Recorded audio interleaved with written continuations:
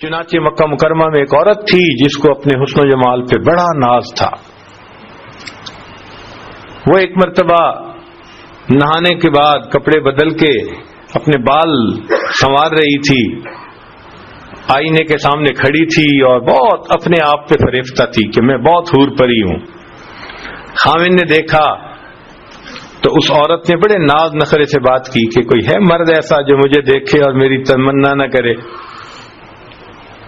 تو خاوند نے کہہ دیا ہاں، عبید بن عمیر. یہ مسجد نبوی میں ایک خطیب تھے، اس زمانے میں عالم تھے جو درس دیتے تھے اور بڑے باخدا بزرگ تھے. اس نے ان کا نام لے دیا کہ عبید بن عمیر. تو میاں بیوی کا تعلق عجیب سا ہوتا ہے. آگے سے کہنے لگی کہ تو مجھے دے اجازت، میں تجھے دکھاتی ہوں کہ وہ پھسلتا کیسے ہے. اس نے کہا ٹھیک ہے. عورت کو اجازت مل گئی، وہ نکلی باہر، مسجد کے دروازے پر آ کر کھڑی ہو گئی. اب مسجد سے جب وہ باہر نکلے تو عورت نے پہلے تو ایسی بات کہی کہ جیسے کوئی مسئلہ پوچھنے کے لیے کھڑی ہو. تو چونکہ انہوں نے مسئلہ بتانا ہوتا تھا، ذمہ دار تھے، تو وہ کھڑے ہو گئے. اس نے بات کرتے کرتے اچانک اپنا نقاب ہٹا دیا. اس کا خیال یہ تھا کہ جب وہ میرے حسن و جمال کو دیکھیں گے تو فریفتہ ہو جائیں گے. جیسے ہی اس نے ایسا کیا تو انہوں نے نظر ہٹا لی اور کہا کہ دیکھو تم کیوں ایسے کام کے بارے میں سوچتی ہو جس سے دنیا میں بھی تمہیں ذلت ملے گی، آخرت میں بھی تمہیں ذلت ملے گی. اب یہ الفاظ اتنے درد کے ساتھ ان کے منہ سے نکلے، وہ شرما گئی، واپس آ گئی. خاوند نے پوچھا کیا بنا؟ کہنے لگی کیا مرد ہی نیک ہوتے ہیں، عورتیں نہیں نیک ہو سکتی؟ میں بھی نیک بنوں گی. اس کی زندگی بدل گئی. اس کے بعد وہ روز اپنے خاوند سے پوچھتی عشاء کے وقت کہ تمہیں میری ضرورت ہے. اگر کہتا ہاں تو خاوند کے پاس وقت گزارتی، اور اگر وہ کہتا نہیں تو جبہ پہن لیتی اور ساری رات مصلی پہ عبادت کرتی. اس کا خاوند کہا کرتا تھا کہ پتہ نہیں عبید بن عمیر نے ایک فکرہ بول کے میری بیوی کو راہبہ کیسے بنا دیا. وہ راہبہ بن گئی. شکار کرنے کو آئے، شکار ہو کے چلے. تو یہ کیفیتیں ان کی اس لیے تھیں کہ پروردگار عالم نے ان کے دلوں میں ایک اثر ڈالا ہوا تھا. ایمان کامل ان کے دلوں میں تھا. اور یہ نہیں کہ یہ صرف بڑے لوگوں کا تھا، بچوں کا بھی یہی حال تھا.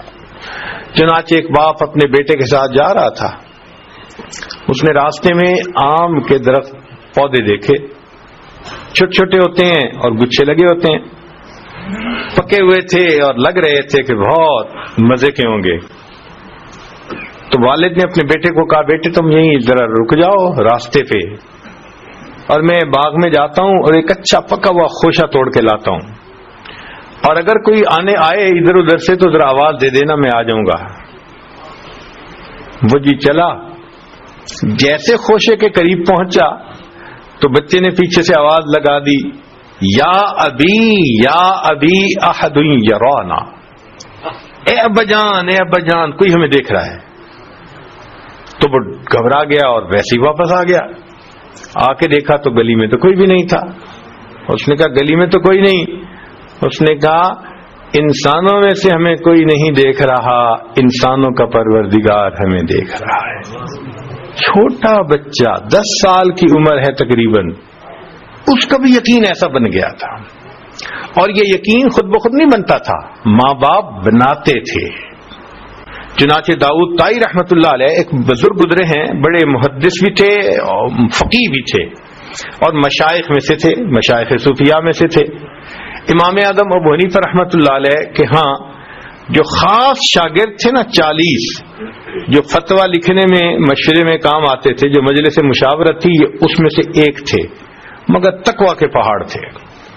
وہ اپنے بارے میں خود بتلاتے ہیں کہ میری عمر 5 سال کی تھی تو میرے ماموں گھر آئے اور کہنے لگے کہ داؤد اللہ کو یاد کر لیا کرو.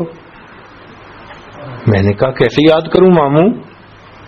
کہنے لگے جب تم سونے لگے ہو نا بستر پہ تو اس وقت تم چند مرتبہ کہہ لیا کرو اللہ میرے ساتھ ہے، اللہ مجھے دیکھتا ہے. بس یہ کہہ لیا کرو اور سو جایا کرو. میں نے کہنا شروع کر دیا. پھر ملاقات ہوئی تو کہنے لگے اللہ کو یاد کرتے ہو؟ میں نے کہا میں اتنی دفعہ. کہنے لگے کچھ زیادہ کہا کرو. تو کہنے لگے میں پھر سونے سے پہلے اللہ مجھے دیکھتا ہے، اللہ میرے ساتھ ہے. اب جو بات بندہ روز کرتا رہے اس کا دل پہ اثر ہوتا ہے. وہ کہتے ہیں کہ میں بچہ تھا، اس لفظ کے بار بار کہنے سے میرے دل میں اللہ کا ایسا استحضار آ گیا کہ بچپن سے دل سے یہ خواہش نکل گئی کہ میں نے کوئی نافرمانی کرنی ہے. اللہ اکبر. بچپن سے ان کا یقین بنایا کرتے تھے.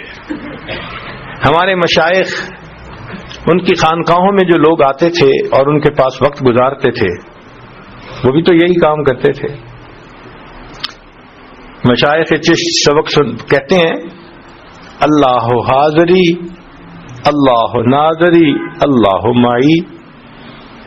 اللہ حاضر ہے، اللہ مجھے دیکھتا ہے، اللہ میرے ساتھ ہے. تو مقصود تو وہی ہے. تو یہ جو سبق سکھائے گئے ان کا بنیادی مقصد کیا تھا کہ دل میں اللہ تعالی کے استحضار کو پیدا کر دینا. جب یہ استحضار پیدا ہو گیا پھر انسان گناہ نہیں کر سکتا.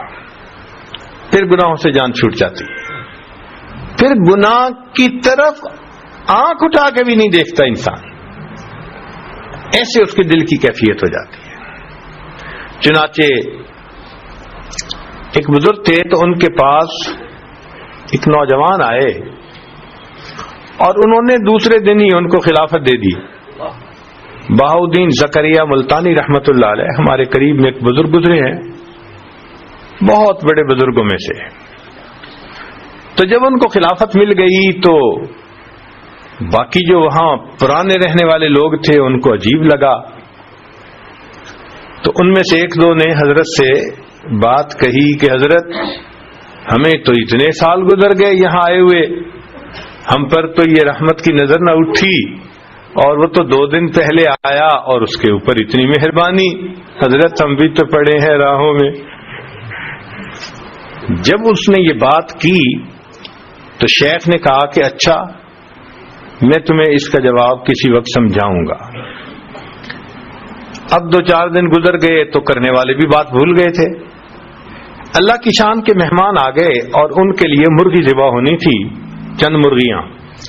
تو حضرت نے وہ معترضین جو تھے نا ان کو بلایا اور ان کو مرغی بھی دی اور ان کو چھری بھی دی، اور اس بندے کو بھی دی مرغی اور چھری. اور ان 4-5 جو بھی تھے ان کو کہا بھائی جاؤ ان کو ایسی جگہ ذبح کر کے لاؤ جہاں کوئی نہ دیکھتا. وہ لوگ گئے، کوئی دیوار کے پیچھے بیٹھ کے ذبح کر رہا ہے، کوئی درخت کے پیچھے بیٹھ کے ذبح کر رہا ہے، سب ذبح کر کے لے آئے. تھوڑی دیر کے بعد وہ نوجوان آیا تو دیکھا کہ مرغی بھی زندہ ہے اور آنکھوں میں آنسو بھی ہے. تو شیخ نے پوچھا کیا ہوا؟ حضرت آپ نے شرط لگائی تھی ایسی جگہ ذبح کرو جہاں کوئی نہ دیکھتا ہو، میں جہاں بھی گیا میرا پروردگار مجھے دیکھ رہا تھا. تو شیخ نے ان لوگوں کو سمجھایا کہ دیکھو اس نوجوان کے قلب کی یہ کیفیت تھی جس وجہ سے اس کو میں نے یہ نعمت جلدی عطا کر دی. تو اس ذکر اور مراقبے کا بنیادی مقصد یہی کہ ایمان مضبوط ہو جائے، پھر انسان کی زندگی گناہوں سے پاک ہو جاتی ہے.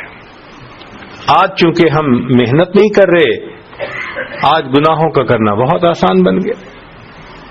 اب آپ یہ نہ سوچئے کہ یہ ایمان مل گیا تو بس انسان عورت سے متعلقہ گناہ سے بچ جائے گا. نہیں، سارے گناہوں سے بچ جائے گا.